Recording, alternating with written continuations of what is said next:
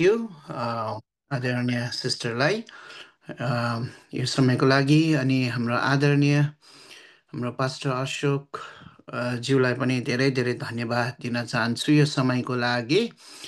Anyway अचानक वचनको समय पाएको छु र पनि म तपाईँहरूलाई प्रस्ट्याउने कोसिस गर्नेछु अनि साथमा पवित्र आत्मा हाम्रो परमेश्वर हाम्रो साथमा हुनुहुन्छ, हाम्रो टिचर्स होइन। र पवित्र आत्मामा हामी सबै कुराहरू सुम्पिँदै आजको वचनलाई हामी सुन्नेछौँ। विशेष गरी आजको वचनको शीर्षक चाहिँ म के राख्न चाहन्छु भनेदेखिलाई हाम्रो विश्वासको तहहरू वृद्धि हुनुपर्छ होइन। विश्वासको तहहरू, विश्वासको लेभल भन्नु चाहेको, विश्वासको तहहरू हाम्रो हरेक समयमा हरेक दिन वृद्धि हुनुपर्छ। अनि यो वृद्धि चाहिँ हामीहरू सबैलाई थाहा छ, परमेश्वरले उत्पत्तिको पुस्तक 1 अध्यायको 28 पदमा प्रभुले एउटा आशिष वृद्धिको आशिषहरू बोल्नु भएको छ सुरुवातमा होइन। तिमीहरू चाहिँ फल्दै फुल्दै र वृद्धि हुँदै जाऊ भनेर परमेश्वर स्वयंले बोल्नु भएको वचन हो यो। अनि यो जब परमेश्वरले बोल्नुभयो तबदेखि यता सारा मानिसहरूले यी कुरालाई साह्रो मन परायो, किनकि यो परमेश्वर स्वयंबाट आएको वचन हो यो होइन। फल्दै फुल्दै र वृद्धि हुँदै जाऊ भनेर परमेश्वरले भन्नुभयो। यो वृद्धि चाहिँ सबैलाई मनपर्छ, एकजनालाई मात्र होइन। र सारा संसारको मानिसहरूलाई यो वृद्धि भन्ने कुरा चाहिँ नि फुल्नु र वृद्धि हुँदै जानु सबैलाई मनपर्छ, परमेश्वरलाई पनि मनपर्छ, साह्रै मनपर्छ। त्यस कारणले गर्दा मैले शीर्षक राख्नु चाहेको विश्वासको तहहरू चाहिँ वृद्धि हुनुपर्छ। र छोटो अवधि भएको कारणले गर्दाखेरि म सबै कुराहरूमा म प्रवेश गरिराख्दिनँ। र यो उत्पत्ति 1 अध्यायको 28 पदमा परमेश्वरले भन्नुभयो फल्दै फुल्दै र वृद्धि हुँदै जाऊ। अनि त्यसपछि आएर तपाईँले मेरो साथमा कसैले अलिक छिटो गरेर पढिदिनुहोस्, किनकि समय बेसी छैन रहेछ। र तपाईँले 1 कोरिन्थी 13 अध्यायको 11 पदमा कसैले भेटाउनु भयो भने नेपालीमा पढिदिनु सक्नुहुन्छ। 1 कोरिन्थी 13 अध्यायको 11 पदमा पावलले पनि त्यहाँनिर वृद्धिको विषयमा अलिकति बताएको कुराहरू हामीहरू पाउँछौँ। कसैले भेटाउनु भयो? 1 कोरिन्थी 13 अध्यायको 11 पद।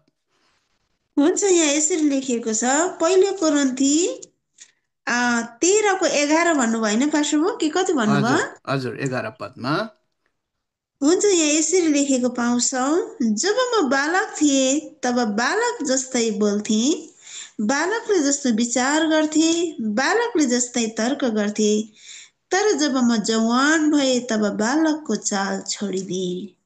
ल, थ्याङ्क यू सो मच हाम्रो आदरणीय बहिनीलाई।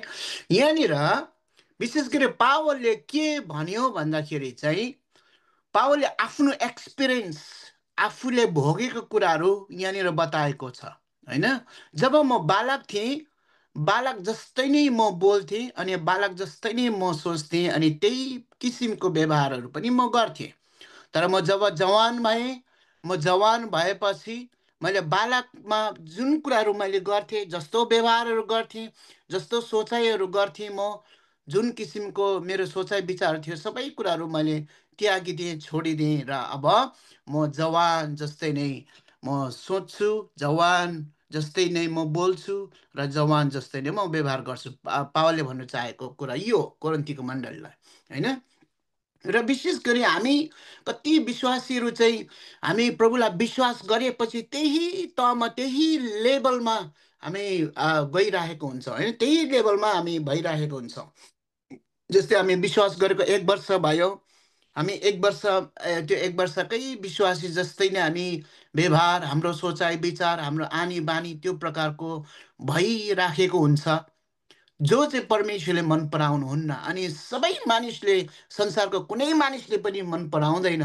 जस्तै मानिलिउँ एउटा बालक जन्मिन्छ, त्यो बालक 1 वर्षको हुन्छ, र फेरि पनि ऊ समय बित्दै जाने क्रममा 2 वर्षको हुन्छ, 3 वर्षको हुन्छ, तर उसको सोचाइ विचार, उसको बोली वचन, उसको व्यवहारहरू त्यही 1 वर्षकै भइराख्यो भने त्यो आमा बाउलाई मनपर्छ, त्यो आमा बाउ खुसी हुनसक्छ त्यो बालकदेखि लिएर। जस्तै त्यो बालक 15 वर्षको भयो अरे, तर 1 वर्षकै बालक जस्तो गरेर उसले त्यस्तै किसिमको व्यवहारहरू गर्छ, होइन, त्यही खालको उसको हरेक रहन सहनहरू त्यही प्रकारको हुन्छ भने त्यो आमा बाउलाई मनपर्छ त, होइन? 15 वर्षको बालकले पनि आमाको दुध चुस्ने उसले इच्छा गर्यो भने, माग्यो भने मनपर्छ हामीलाई? मन पर्दैन, होइन? हामी मानिस जातिलाई पनि ती कुराहरू मन पर्दैन रहेछ। जब ऊ वृद्धि हुँदै जान्छ, हाम्रो सोचाइ विचार, हाम्रो विश्वासको तहहरू, विश्वासको लेभलहरू, हाम्रो सोचाइ विचार, हरेक कुराहरू पनि सँगसँगै वृद्धि हुँदै जानुपर्छ। र जब वृद्धि हुन्छ अनि हामी सबैलाई मनपर्छ, आमा बाउ पनि खुसी हुन्छन्, समाज खुसी हुन्छन्, र परमेश्वरले पनि त्यो चाहनुहुन्छ, वृद्धि भएको चाहनुहुन्छ। हाम्रो विश्वासको ज्ञान र बुद्धिहरू, आत्मिकी ज्ञान र बुद्धिहरू, आत्मामा पनि हामी त्यसरी नै विश्वास, आत्मामा हाम्रो तहहरू, हाम्रो लेभलहरू, आत्मिकी लेभलहरू वृद्धि हुँदै जानुपर्छ। यो परमेश्वरको इच्छा हो, यो परमेश्वरको चाहना हो, यो र हामी सबैको चाहना पनि हो। यो चाहिँ एउटा आशिष हो। साथसाथमा तपाईँले मेरो साथमा इजिकियल, तपाईँले 47 अध्याय 47, इजिकियलको पुस्तक कसैले खोलिदिनुहोस् अनि पढि पनि दिनुहोस्। इजिकियल 47:47 को हामी 3 पददेखि लिएर पढौँ ल। 3, 4, 5, 6, लगभग 8 पदसम्म पढौँ। कसैले भेटाउनु भयो भने पढिदिन सक्नुहुन्छ। इजिकियलको पुस्तक 47:47 को 3 पददेखि लिएर 8, 9 पदसम्म हामी पढौँ। कसैले भेटाउनु भयो भने नेपालीमा पढिदिनु सक्नुहुन्छ। 47 हजुर हजुर, हस् हस्, म पढिदिन्छु। 47 को कति पददेखि भन्नुभयो? 3 पददेखि लिएर बस्नु। 3 पददेखि। हजुर हस्, म तब ती मानिस एउटा नाप्ने टाँगो हातमा लिएर पूर्वतिर गए।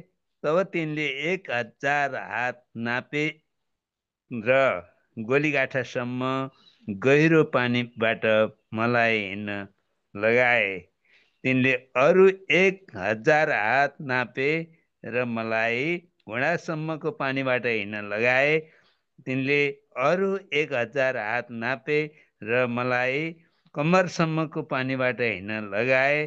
तब तिनले अरू 1000 हात नापे, तर के हो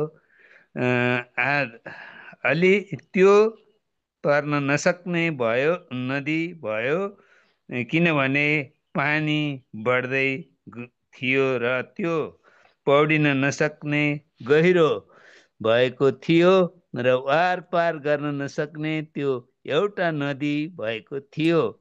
तिनले मलाई सोधे, ए मानिसको छोरो, के त यो देख्दैछस्? कतिसम्म भन्नुभयो? तब तिनले हजुर मलाई अझै पढिदिनुहोस् न। फेरि त्यस नदीको किनारमा लगे।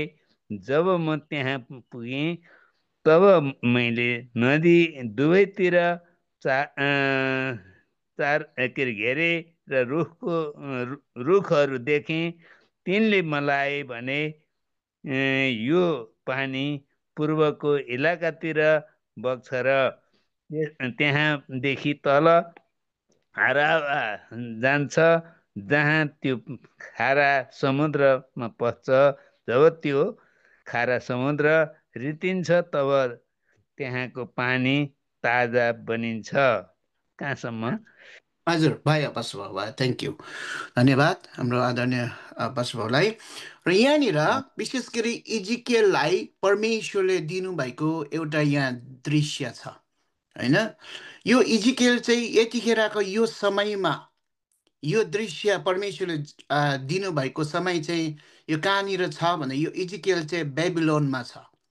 बेबिलोनमा थुप्रै जुइसहरू त्यतिखेरको समयमा छ, अघि कोही जुइसहरू इजरायलमै छ भनेदेखिलाई कोही यहुदी जातिहरू चाहिँ बेबिलोनमा छ, किनकि यो नबिकनजर राजाले अथवा नबिकदनेश्वर राजाले चाहिँ यो इजरायललाई कब्जा गरेर क्याप्टिभमा पारेर चाहिँ यो दासत्वमा पारेर चाहिँ इजरायलबाट चाहिँ सारा यहुदी जातिहरूलाई चाहिँ बेबिलोनमा लगिएको थियो त्यो समयमा, होइन। अनि इजरायल चाहिँ यति साह्रो यो जिरो लेभलमा, सङ्कष्टमा, सुक्खा अवस्थामा, केही नभएको अवस्थामा, होपलेस, एउटा आशा केही पनि नभएको अवस्थामा थियो, किनकि यो इजरायलमा यति साह्रो द्वन्द्व चलिराखेको थियो। अनि यो नेसर राजाले चाहिँ, यो नबिकदनेश्वर राजाले चाहिँ इजरायलीहरूलाई कब्जा गरेर बेबिलोनमा लगिएको थियो। र यो समय चाहिँ इजरायलको लागि साह्रो सङ्कष्टको समय थियो। उनीहरू सुक्खा अवस्थामा, आत्मिकी सुक्खा, शारीरिक कुराहरू पनि सुक्खा अवस्थामा थियो। यिनीहरूको आशा थिएन, यिनीहरू निराशा अवस्थामा थियो। जब आत्मिकी सुक्खापन आउँछ नि, तब शारीरिक पनि सुक्खापन आउँछ। पहिला जब आत्मामा धक्का लाग्छ तब शरीरमा पनि धक्का लाग्छ। यो इजरायलमा चाहिँ त्यही भइराखेको थियो। यो दृष्टिकोणमा यो दृश्यहरू परमेश्वरले दिँदै गर्दाखेरि, अनि यतिखेर चाहिँ लगभग यो इजिकेलहरू चाहिँ यो इजिकेल अगमवक्ता चाहिँ यो बेबिलोनमा लगभग 25 वर्षसम्म उसले बिताइसकेका थिए, होइन। अनि बाइबल स्टुडेन्ट्सहरूले चाहिँ भन्दो रहेछ यो इजिकेलसँग चाहिँ परमेश्वरले 593 BC चाहिँ परमेश्वर बोल्न सुरु गर्नुभयो इजिकेल अगमवक्तासँग। त्योभन्दा अगाडि यर्मिया अगमवक्तासँग परमेश्वर बोल्नुहुन्थ्यो। यो बेबिलोनमा लगिएको यो यहुदी जातिहरूको निम्ति परमेश्वर बोल्नु हुँदाखेरि यर्मिया अगमवक्ताद्वारा बोल्नु भएको थियो। तर यतिखेर चाहिँ यो यर्मिया अगमवक्ताको कुरा पनि त्यो इजरायलीहरूले, त्यो यहुदी जातिले नसुनेको कारणले गर्दाखेरि परमेश्वरले फेरि पनि इजिकेल अगमवक्ताद्वारा बोल्दै हुनुहुन्छ। यो कहाँनिर भन्दाखेरि बेबिलोनमा। अनि यो इजिकेल अगमवक्ताले देखेको दृश्य चाहिँ के हो भन्दाखेरि चाहिँ हामी 1 र 2 पद तपाईँले आफ्नो समयमा छुट्टै पढ्न सक्नुहुन्छ। तर हामी यहाँ 3 पददेखि लिएर पढ्दाखेरि के पायौँ भन्दाखेरि चाहिँ स्वर्गदूतले त्यो व्यक्तिलाई लगेर, होइन, इजिकेललाई लगेर चाहिँ कहाँनिर के दृश्य देखाउँछ भन्दाखेरि चाहिँ एउटा मन्दिरको दुहारबाट पूर्वतिर बगिरहेको त्यो नदी अथवा पानीलाई देखाउँछ। त्यो पानी पहिला चाहिँ एकदमै थोरै कम्ती मात्रामा बग्थ्यो।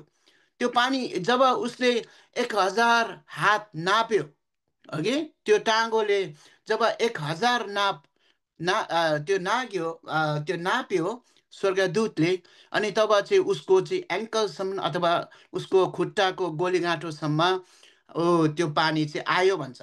फेरि 1000 हात नाप्दाखेरि चाहिँ उसको घुँडासम्म आयो, फेरि पनि नाप्दाखेरि उसको कम्मरसम्म आयो, र फेरि चौथो खेप नाप्दाखेरि चाहिँ त्यो माथि घाँटीसम्म आयो, अथवा ऊ चाहिँ अब सिधा उप्नु नसक्ने भयो अब त्यो पानी चाहिँ। अनि ऊ चाहिँ अब पौडिनु पर्ने भयो, अघि पौडिनु पर्ने अवस्था भयो। त्यो पानीहरू त्यो टाँगोले नाप्दै जाँदाखेरि त्यो चाहिँ अन्तिममा गएर चाहिँ पौडिनु पर्ने अवस्था भयो। ऊ सिधा उप्न नसक्ने भयो, त्यत्तिकै खडा भएर चाहिँ वरपर तर्न नसक्ने भयो, तर पौडिनु पर्ने भयो।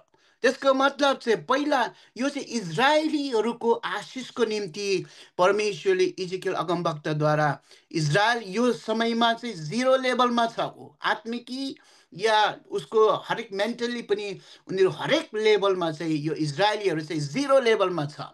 उनीहरूको विश्वासहरू छैन, किनकि हामीलाई सबैलाई थाहा छ इजरायलीहरूले परमेश्वरको आज्ञालाई उल्लङ्घन गरेको कारणले गर्दाखेरि चाहिँ यो इजरायलीहरू चाहिँ अब के भन्छ नबिकदनेश्वर राजाले चाहिँ बेबिलोनमा यिनीहरूलाई चाहिँ दास बनाएर लानु परेको थियो।